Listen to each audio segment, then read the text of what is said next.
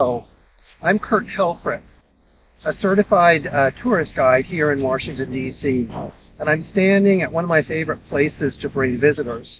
This is the hill on which Arlington House is built, overlooking the city of Washington, D.C., which is behind me.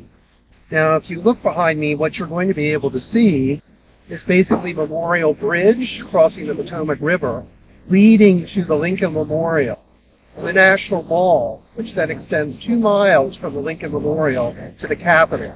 The Washington Monument is exactly at the center of it, about a mile.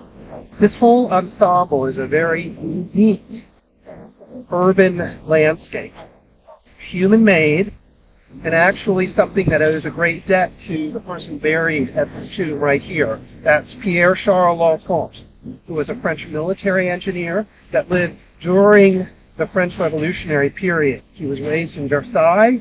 He knew Paris well. And he used these examples to create the vision behind me, with some slight modifications that I think are worth noting. What we see now behind me is a combination of the 1901 Macmillan Commission revisioning of L'Enfant's original plan, followed by a complete reconstruction and revisioning after about 1970. This is when they cleared the last remaining temporary office buildings that had been on the mall and created the open space that we now have. This is a combination of memorials and playing fields. It's a place to remember the dead, but also be living. This is what is very unique about Washington, D.C. The city itself was transformed many times. In the 1870s by Boss Shepard, and then really after World War II, when it grew exponentially. One of the major presidents, well, a couple of presidents who had great influence on the change of the city was, of course, Franklin Delano Roosevelt, but then President John F. Kennedy and his wife Jacqueline Kennedy Onassis.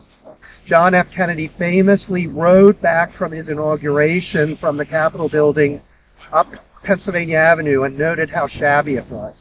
That led to the Pennsylvania Avenue Development Commission, which ultimately recreated our Main Street.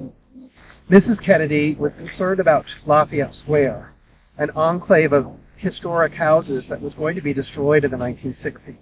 Working alongside local preservationists like Grosvenor Chapman and the architect John Carl Warnke, she came up with an idea to save that square, but add much-needed government office space. That's what we have today. People like Carter Brown, the director of the National Gallery of Art, and then the chairman of the Commission of Fine Arts for many decades, from about 1970 up until the 1990s. He, along with Charles Atherton, the executive secretary of the commission, Don Meyer, and Sue Kohler, helped change this city much for the better. These were people I was lucky enough to have come into orbit. I was lucky enough to have worked for Charles Atherton. I knew Sue Kohler and Don Meyer very well. They're part of the story of what shaped this city, and it's my pleasure to be able to take you around Washington, D.C., share stories that I have from my own family, but also these special people that are forgotten now, but whom I want to share with you the stories that have made Washington the place it is today. Thank you very much.